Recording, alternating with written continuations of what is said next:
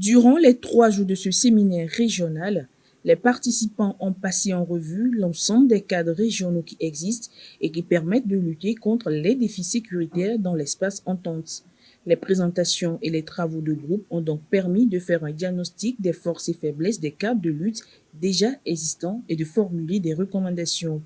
Au nombre de ces recommandations, je pense que les plus pertinentes portent sur le financement. Vous savez que certains cadres qui ont été créés ont connu des difficultés à raison des difficultés de financement. Et donc, une des recommandations consiste à faire en sorte que les États s'engagent davantage à avoir des financements endogènes, en comptant d'abord sur notre propre force, en expérimentant un certain nombre d'initiatives qui ont été faites ici et là, non seulement à travers une participation citoyenne, mais aussi à travers des prélèvements de taxes, à travers des mécanismes de levée de fonds, qui permettent donc d'avoir des financements durables pour lutter efficacement contre les défis sécuritaires. Une autre recommandation forte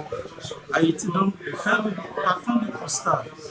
qu'il y a une multiplicité de cas, il importe d'avoir une meilleure coordination, donc de créer des mécanismes de collaboration,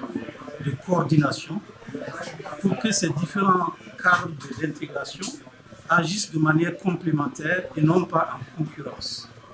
Une autre recommandation porte sur la création de mécanismes de dialogue, d'échange et de canaux de communication pour permettre aux États de surmonter les difficultés politiques, pour permettre d'avoir une meilleure coopération dans la lutte contre le terrorisme quand on sait que la menace, les défis sécuritaires sont transnationaux et sans une coordination, une coopération efficace entre les États, il est difficile à un État tout seul de pouvoir les vaincre. Pour cette clôture, le ministre de la Sécurité par son représentant salue la présence des différentes parties qui ont fait de ces 3 jours des moments d'intense réflexion. Je voudrais renouveler des remerciements particuliers aux représentants des États membres, aux délégations venues de pays amis, notamment la République sœur du Tchad, dont la présence témoigne de l'engagement ferme et constant en faveur d'une coopération sécuritaire régionale fondée sur la solidarité, la cohérence et l'action collective, ainsi qu'aux responsables et à toute l'administration du Conseil de l'Entente et de l'Institut d'études de sécurité pour l'organisation rigoureuse du présent séminaire. Je saisis également cette occasion pour saluer l'implication des chercheurs indépendants, universitaires et professionnels des forces de défense et de sécurité, dont les contributions rigoureuses et franches ont apporté une profondeur indispensable